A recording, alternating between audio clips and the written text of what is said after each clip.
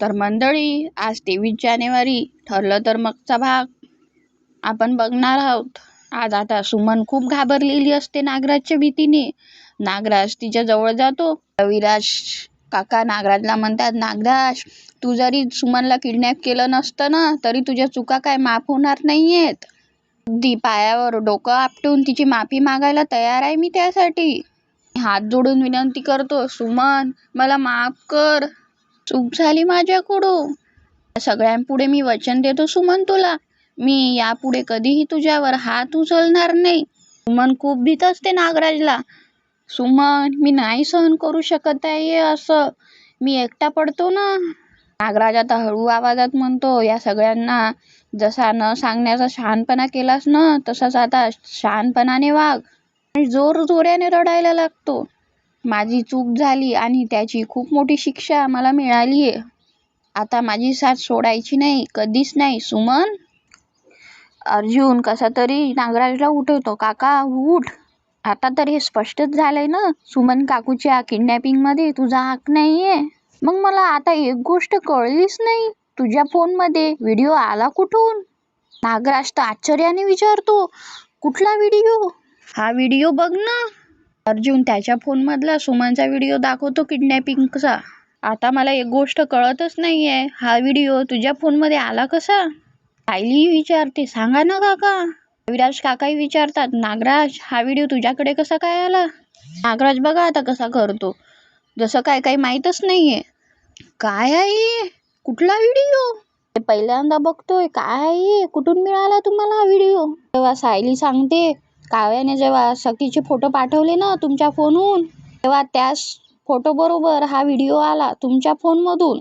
असं शक्य आहे सायली? हा व्हिडिओ माझ्या मोबाईलमध्ये नव्हताच मुळे मीच आता पहिल्यांदा बघतोय हा व्हिडिओ. सुमनची अशी अवस्था बघितली असती ना, तर मी तर वेडा झालो असतो. हे शक्यच नाहीये.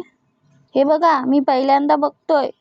मला जर खोटं वाटत असेल तर हा बघा माझा मोबाईल. नागराजने आता तो व्हिडिओ डिलीट मारलेला राहतो. तो अर्जुनला खात्री करून देण्यासाठी मोबाईल त्याचा दाखवतो. आहे का बघ. नाही. प्रिया मनातल्या मनात म्हणते. नागोबाने एवढं तरी डोकं चालवलं की तो व्हिडिओ स्वतःच्या मोबाईलमधला डिलीट करून टाकला. सायली नागराजला म्हणते, माहित नाही मग, जाऊ द्या काका. जाऊ द्या कसं?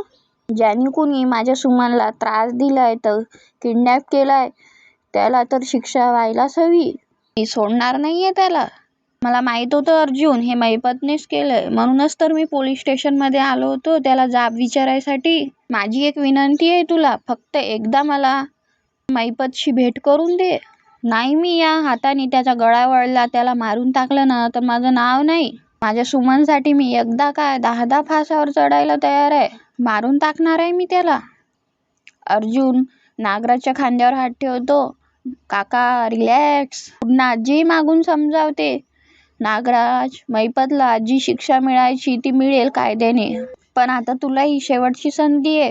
सुमनही आता खूप मोठ्या संकटातून पार पडली आहे. आता तिला आणखीन त्रास द्यायचा नाही. नागराज पूर्ण आजीला मग, पूर्ण आई, तुमची शपथ घेऊन सांगतो मी, यापुढे मी सुमनला कुठलाही त्रास होऊ देणार नाही. हे ऐकून सुमनचा जीव घाबरतो. प्रतिमा काकूचं लक्ष जातं. सुमन, काय होतंय तुला? पाणी.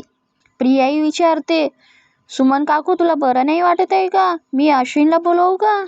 सायली सुमनला म्हणते, खूप दगदग झाली काकू तुम्हाला. तुम्ही एक काम करा, तुम्ही गेस्ट रूममध्ये आराम करता का?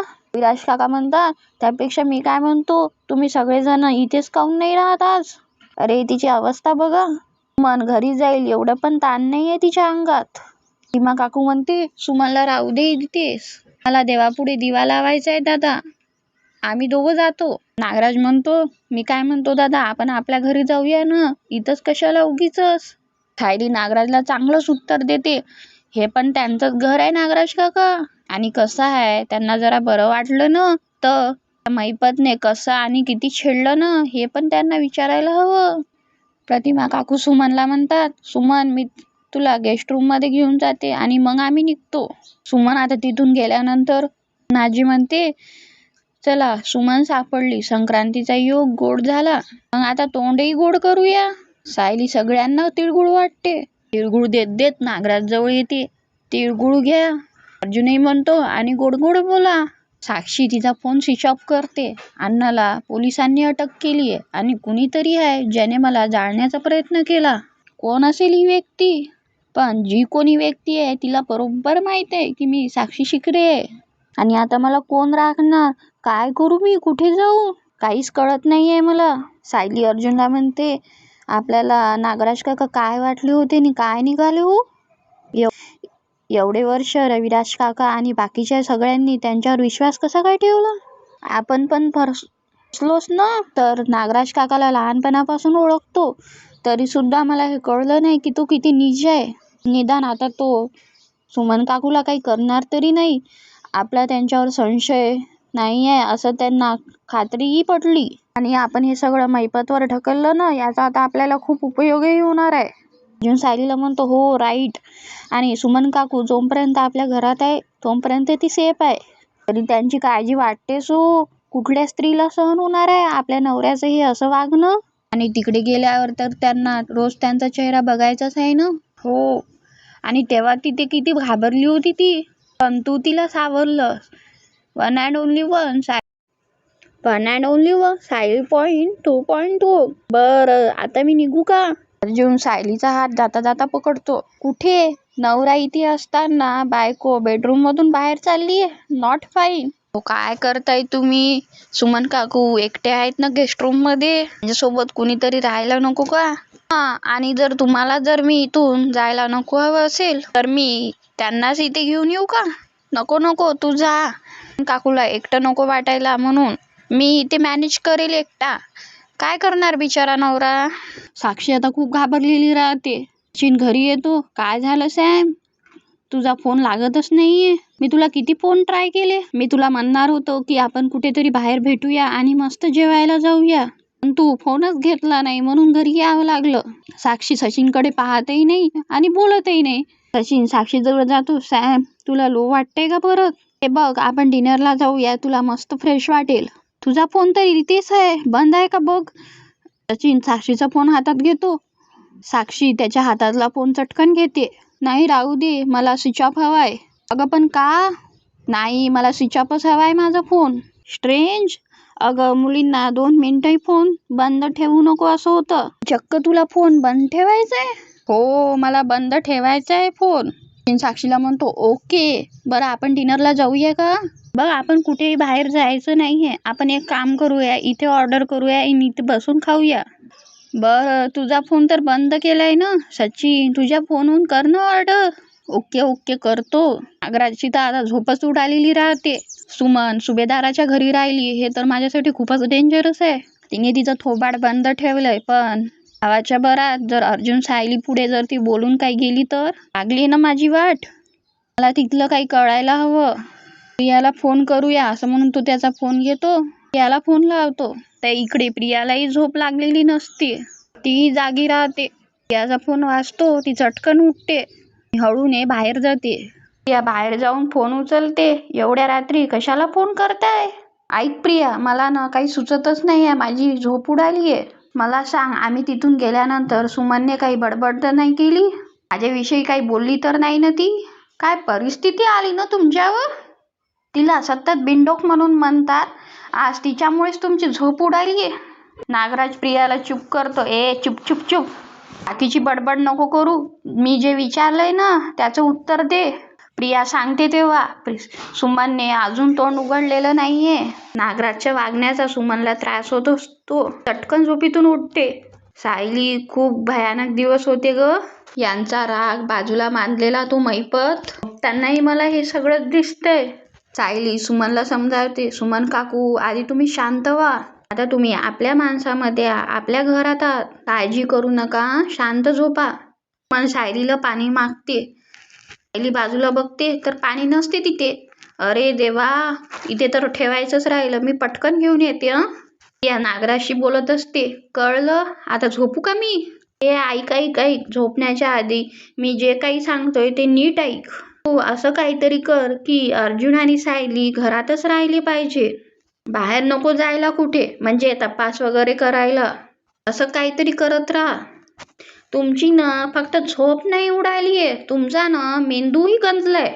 अर्जुन सायली काय पोरं आहेत का किंडर जॉय सारखी? काहीतरी दिलं की तुटून पडतील. नागराज प्रियाला परत चुप करतो. ए चुप ग प्रिया, मी जे सांगतोय ना तेच कर, नाही तर तुझी अवस्था महिपत आणि सुमन सारखी करून टाकेल मी. आणि तेव्हा अर्जुना किंवा सायली कोणीही वाचवायला येणार नाही तुला, कळलं ना? सायली मागून दरवाजा लोटते, प्रियाही पडते आणि तिचा फोनही पडतो. सायली बघते तर काय, फोनवर नागराज काकाचं नाव लिहिलेलं राहतं. सायली चटकन फोन उचलते.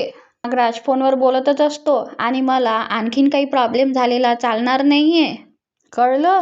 हॅलो, मी सायली बोलते नागराज काका. सायली, ऍक्च्युली मी तन्वीशी बोलत होतो, तू कसा काय फोन घेतलास? मी तर इथून चालले होते का, तर मग प्रिया मला बघून घाबरली आणि तिच्या हातातून फोन खाली पडला. पण तुम्ही एवढ्या रात्री का फोन केलास तिला? नागराज बघा किती छान उत्तर देतो. मी तर सुमनची तब्येत कशी आहे, तिला बरं वाटतंय का हे विचारायला. मला अस्वस्थ वाटत होतं, झोप येत नव्हती मला, म्हणून फोन केला होता. आणि ते प्रॉब्लेमचं काय म्हणत होता तुम्ही? अगं तेच ते, आता सुमन परत आली आहे ना, म्हणून मी तिला नजरेआड होऊ देणार नाहीये. आणखीन काही प्रॉब्लेम झालेला मला चालणारच नाहीये म्हटलं. तेच सांगत होतो मी तन्वीला. प्रिया सायलीला म्हणते, झालं की नाही बोलून, दे मला फोन. सायली प्रियाला म्हणते, मी बोलतीये ना. मी नागराजलाही विचारते, नागराज काका हे बोलायला तुम्ही मला किंवा यांना का फोन का नाही केलास? कसं आहे ना सायली, एक तर माझ्या वागण्यामुळे तुम्ही खूप डिस्टर्ब झालेत, तुम्ही रागावलात माझ्यावर, आणि मग मी कसं काय फोन करणार ना. आणि एक तन्वीच आहे जी मला समजू शकते, माझं बोलणं ऐकू शकते. तिला विश्वास आहे की मी सुमनला परत कधी त्रास देणार नाही. शेवटी काहीही झालं तरी सख्खी पुतणी आहे ना ती माझी. प्रिया सायलीचा फोन हातात घेते चटकन. बस झाला आगाऊपणा, मी आता माझ्या काकाशी बोलूही नाही शकत का? हॅलो काका, मी उद्या फोन करते तुम्हाला, झोपा आता, असं म्हणून फोन ठेवून टाकते आणि तिथून निघून जाते. अविनाश काका अस्मिताला विचारतात, अस्मिता तुझी तब्येत कशी आहे आता? अस्मिता छान उत्तर देते, ठीक आहे. आणि आता घरात असं वातावरण आहे की थोडा स्ट्रेस तर होणारच ना. अगं हो, आता सुमन सापडली आहे ना, तेव्हा सगळी संकट संपली असा विचार करूया आपण. इतक्यातच पूर्णाजी तिथे येते. सायली जरा दूध दे ग, जरा पित्त झाल्यासारखं वाटतंय. का हो पूर्णाजी? हो न ग. का हो पूर्णाजी, झोप झाली नाही का तुमची? हो न ग. सुमनच्या विचाराने डोळाच लागे ना, कुठल्या परिस्थितीत अडकली आहे ती बिचारी. मैपतने तिचा काय छळ केला असेल. सायली पूर्णाजीला दूध आणून देते. काका म्हणतात, पण मला एक कळत नाहीये, त्या मैपतने सुमनचं काय वाकडं? तेच तर, सुमनला किडनॅप करून काय मिळालं असेल त्याला. मंडळी, सायली किती छान दिसतीये ना ड्रेसवर. आता पुढच्या भागात अर्जुन आणि सायली रविराज काकांच्या घरी आलेले राहतात. सुमन कशा कशातून गेलीये याची कल्पना सुद्धा करू नाही शकत आपण. सगळ्यांचा त्यांच्यावर मानसिक तणाव पडेल. कल्पना काकू जेवायचं ताट वाढायसाठी येते. सायली तर म्हणाली होती की ती स्वयंपाक करून जाणार आहे. प्रिया सायलीने केलेला सगळा स्वयंपाक बाहेर फेकते. प्रिया आता सगळ्यांपुढे सायलीला विचारते, सायली तू स्वयंपाक करायची विसरली की तुझ्या लक्षातच आलं नाही? स्वयंपाक करून गेले होते प्रिया. प्रिया परत विचारते, मग कुठे आहे तू स्वयंपाक? काय माहीत, भूत आलं होतं की केतकीन. व्हिडिओ आवडला असेल तर लाईक करा आणि सबस्क्राईब करा.